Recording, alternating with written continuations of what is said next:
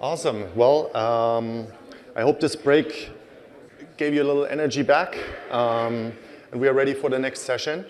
I love that you all talk to each other. That's what we're here for.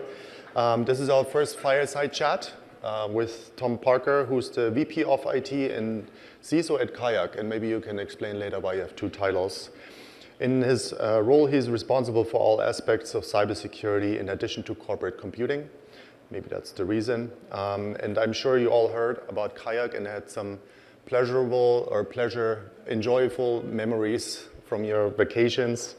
I always, when I talk to Tom, I'm always surprised by how user experience focused he is. Normally you would expect workplace people to be the captors of the user experience, but as a security professional, that's like #1 priority for him. He has a lot of insights to share as someone who has over 25 years experience in leadership roles at a variety of technology companies and has joined KAYAK in 2010. And yeah, let's kick this off. Thanks for joining. Thank you. I just want to say I think that design I find much more exciting than cybersecurity. And I also want to say I think the Kisi readers are quite attractive, so I guess maybe that's why I'm not in design, because the design guys think it's not good enough for them. But anyway, thank you for having me here. Cool. So in terms of the CISO role, how do you think that has evolved, or what do you do compared to years ago? What has changed? Yeah, I mean, I think the biggest trend or change that's happened is cloud computing. So many of the resources we have to protect are no longer on-prem. And whether that's, we use SaaS applications for most of our corporate applications. While a lot of our infrastructure that runs KAYAK is on-prem, we have a big presence in AWS. So those are all things that we have to protect. And the hybrid workplace, where people are in and out of the office all the time, has changed that too. You can't think about, oh, I just got to protect the office and the network perimeter is going to keep me safe. People are mobile and all over the place, and you really have to think about what that means. For me, like the big focus is on identity and device posture. Some people say identity is the new perimeter rather than the firewall, and I think there's a lot of truth to that. And other than the hybrid work, what other topics are top of mind for you these days as a CISO? Well, one of the big things that we're focused on is improving our maturity in terms of cybersecurity. This is a continuous process. The hackers are doing the same thing, right? These guys are smart and getting smarter every day. They're using AI these days. And so we use the NIST cybersecurity framework to measure ourselves. And the capability maturity model also is part of that. So we're continuously trying to improve our program, make it harder for the hackers or making it harder for the bad guys. And hopefully they'll go after some other softer target than us. But no one's invincible in this world for sure. So how does the cybersecurity world and the hybrid workplace world fit together? Like how does it overlap? Well, when COVID hit, we had all these things that we thought were working to manage our computers and everything like that, and then all of a sudden the computers are no longer in the office anymore. And we had to rethink things and really go towards more cloud resources to manage things, even change the way we think about the office. People used to think of the office as part of the fortress. And I now think of the office as a really nice coffee shop. We've even taken some stuff out of the office in terms of some of our cybersecurity controls. We focus really on the data center and the cloud resources. And if we, in terms of securing our devices, it has to all be cloud-based. We can't rely on like, oh, this device is on the network. We can see what's going on and control it and things like that. And you're very focused on collaboration. How can security help employees to collaborate better? Well, I think the big thing is that I think a lot about is weighing security against innovation, agility, productivity, things like that. Believe it or not, cybersecurity doesn't make money for the company. And so we need to make sure that our people are innovative, productive, things like that, so that we can beat out our competition, hopefully. And we have to make sure that cybersecurity doesn't get in the way of that. So that's as you said, I really spent a lot of time thinking about the user experience and trying to have the minimal impact. Now, of course, we still need to have some impact. We need to make people log in and things like that. But I'm always thinking about ways to make that experience as good as possible for our employees. And how important is user experience for CISOs in general? I think that depends on who you ask. For me, I'm incredibly focused on that, and I'm always getting feedback on the user experience.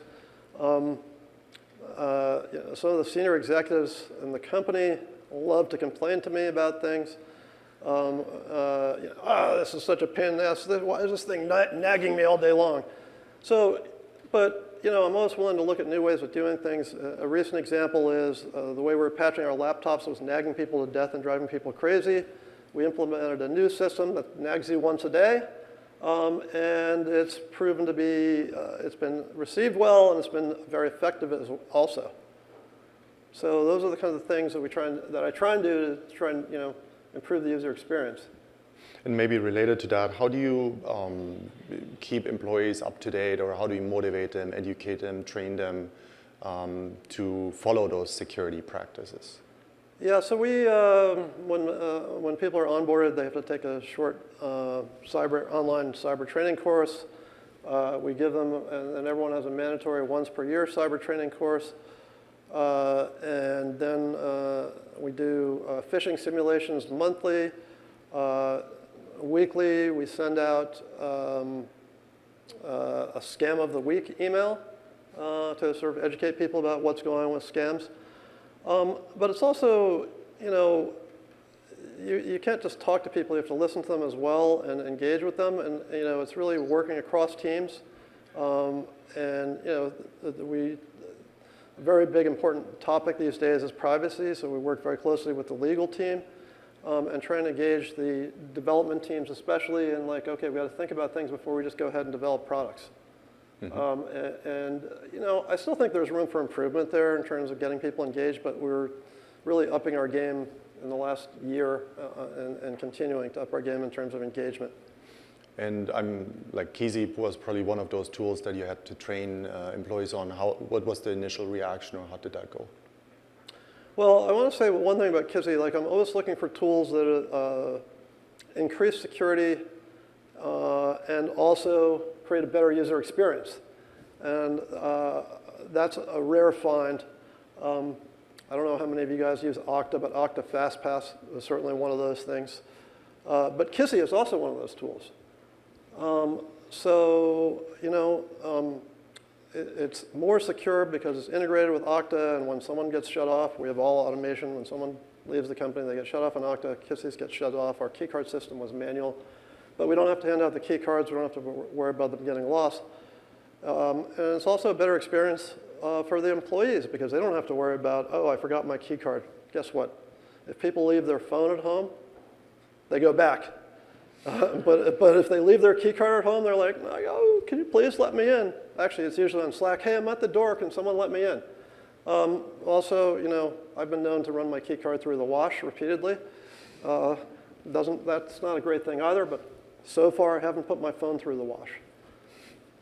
And because we talked about it earlier with hybrid work, how do you feel like security practices have changed with hybrid work, or employees using offices differently now?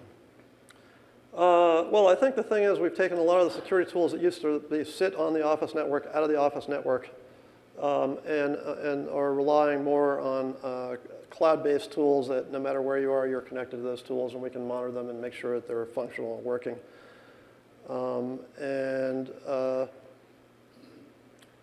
As I said, I think we're trying to make the office a really great place, right? Because we still want people to come to the office in this hybrid world, we want to make it a great place. We have really great space, free snacks, free food, all that good stuff that everyone has to have. You know, when I was young, if you got a free cup of coffee or only had to put a quarter in the cup to get a cup of coffee, you were lucky. But you know, Kisi is one of those things that is improving you know, the workspace for people. It's easier to access the workspace, makes it feel more friendly. We haven't actually implemented it in my office. Hopefully this month that's going to happen, but I recently visited our Zurich office. I didn't notice the new terminal while I was there. I was very excited to see that. But the enthusiasm that people had for Kisi was like, oh, hey, let me show you this. And like something I didn't even know, you can go and wave your hand in front of the reader and get in the door if you have that set up with Bluetooth. And the enthusiasm was far beyond what I expected when I got there. Just because we'll get into it later, what's your personal opinion about Bluetooth? About Bluetooth? I don't know. I think it's great. I use a Bluetooth keyboard and mouse and all that stuff, and you know, I think it's a great convenience. Okay, cool. Other than looking forward into the future, what are some emerging things you see impacting access control that are coming up, or like that are impacting security in collaboration spaces? Well, I mean, I think the biggest thing that everyone's talking about and thinking about now is AI, right? We want to build it into our product. We have to, like, you know, again, if you want to be leading edge innovative, you have to have some AI in your product for marketing, if for no other reason. People want to use AI to increase their productivity. Some of the security tools we're using now are starting to incorporate AI to weed out false alarms. It's one of the biggest burdens of security is false alarms and you know, trying to get a high signal to noise ratio. But then, as I said earlier, I think the other problem, of course, is the hackers are using it. And we've seen some evidence in our company that the hackers are using AI to write better phishing emails. It used to be the emails were in broken English and poor grammar and everything like that, and now the hackers have realized, oh, I can use the AI and I can write some really good English emails that might fool people into clicking where they shouldn't click. So it's a double-edged sword, obviously. Where it's all going to wind up, it's going to be an evolution for a while, and you know, I don't think everyone knows. The one thing that's for sure is NVIDIA is getting rich. And not sure who else is going to get rich off of it. We'll see. Awesome. Thanks so much, Tom. We'll have some time for questions, if anyone. Yep. So, thank you. Did you get any pushback on people putting mobile credential on their personal phones? Not yet, but I had my first pushback this week, actually, now that you mentioned that, because someone was going to our Zurich office, and I'm like, oh, you got to get Kisi installed and make it all work. And he realized that he couldn't log in. So it wasn't, he wasn't complaining about having to put it on his phone, although there are people who are like that in our big, wide holding company, I know. But he doesn't want to use Face ID. In order to make Kisi work and log into Kisi the way we're set up right now, you have to use Face ID. And I'm like, don't worry, the face doesn't leave the phone. It's like, no, and then Apple has it, blah, blah, blah. No, no, no. So, you know, there will be little hurdles like that, but I think that the convenience, people love convenience, and the convenience of having your credential on your phone. I mean, I'm an Apple Pay-aholic, and I look and I see much younger people than me pulling out their credit cards and sticking them in the machine, and I'm like, what? You know, come on, guys, get with it. So I think everything should be on my phone here. And hopefully, you know, as I was saying to Bernie, there's two ways you lose your phone. One is dropping it in the toilet. The other is leaving it on top of your car and driving off. Hopefully none of those things will happen to me, but like, you know, people recover pretty quickly from that.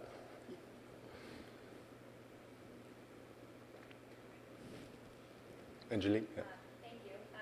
Do all employees currently have access to all of the different locations locally, or is it just firstside? Oh, funny you should mention that. Just yesterday, I realized that, so with our keycard system, it was always universal. You could get into every office. That doesn't mean you could open all the doors like the network closets and stuff like that.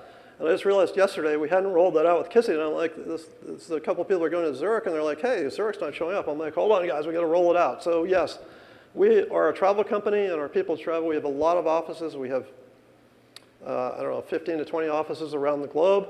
People travel, and we want to make it so that they can just use their phone to get into any office. So that we just actually rolled that out yesterday. You use your system to know how long the employees they stay in space after COVID. Many people work at home, the office may be protected. Are you controlling just who comes in for meetings? Let me just repeat the question so everyone hears it.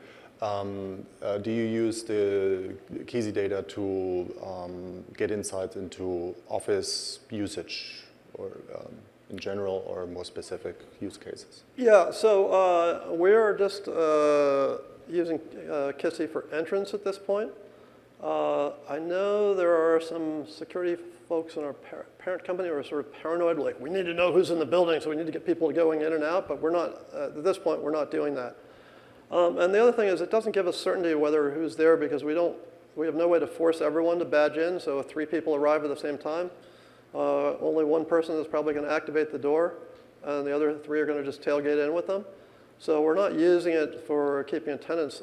We do keep attendance and have metrics on that, and we are planning to supplement Kisi data with that, but we're also just using Okta logins to see like who's in the office and who's not in the office.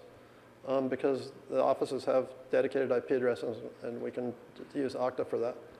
Because occupancy management is not an issue. Oh, it's definitely an issue, of course. Not for me, I don't care. We can have lots of empty office space. But no, of course, we want to be efficient with our expenditure of money. And so definitely from our CFO standpoint and planning, we were measuring occupancy and seeing where we need more or less office space for sure. The office I work in right now is like oversubscribed, interestingly. We have a lot of visitors, and on the busy days, which tend to be Tuesdays and Wednesdays, we don't have enough tables for everybody sometimes. But in other offices, it's not the same, and you know, there's plans to cut back space in some places. When it comes to choosing whether to buy, build, or rent solutions, what are the main deciding factors from a security perspective when you assess vendors?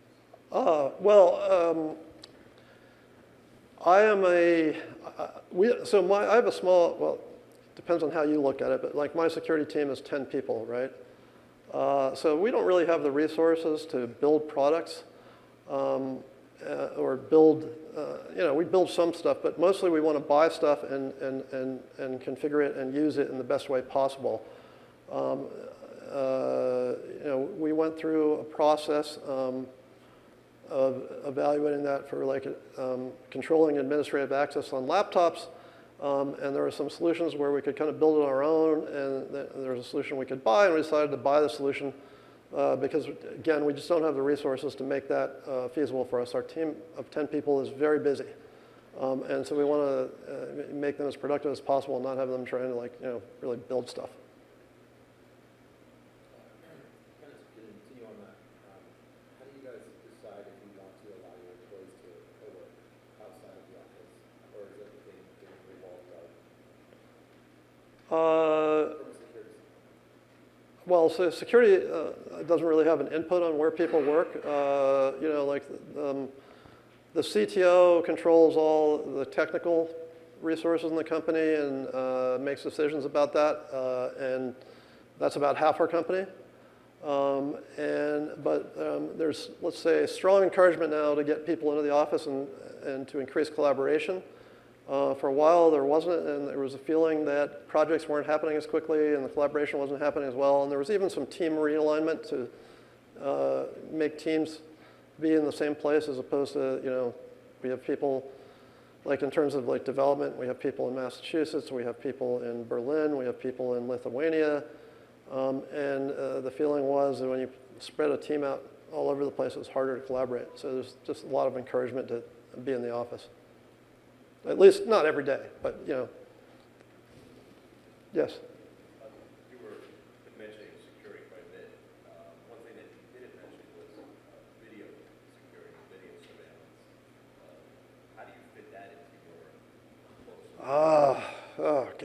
You really got my Achilles heel there.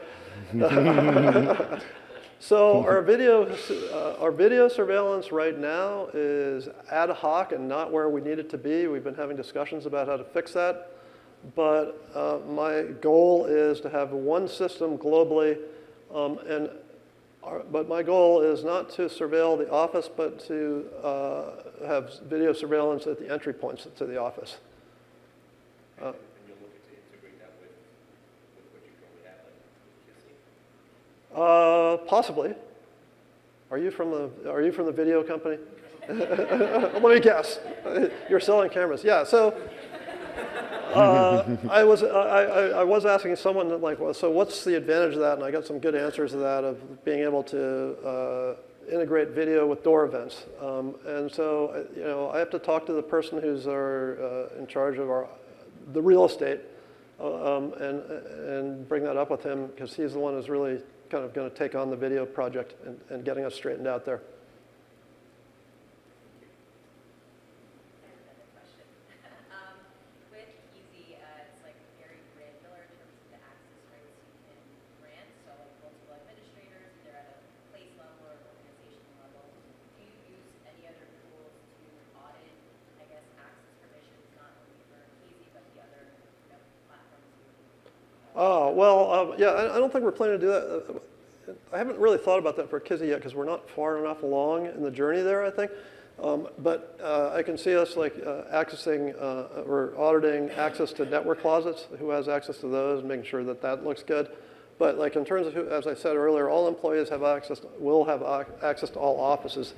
So that's kind of, we're not going to audit that. What we're doing to audit access to all sorts of things is we're using Okta. And the Okta IGA module we're actually just sort of embarked on this journey. And actually, this is the first quarter where we're doing some of those audits. Previously, we used a bunch of spreadsheets, which was pretty inefficient in terms of gathering the information and doing the audit and making sure everything was compliant. So, but we do a lot of quarterly audits on access to things, the key things. And what I could see with Kisi is it might just be like the network closets would be the most key thing that we might want to audit, and like who has access to those. Awesome. Thanks for so many questions. One last one? Or are we good? All right. Thanks so much, Tom. All right. Thank you.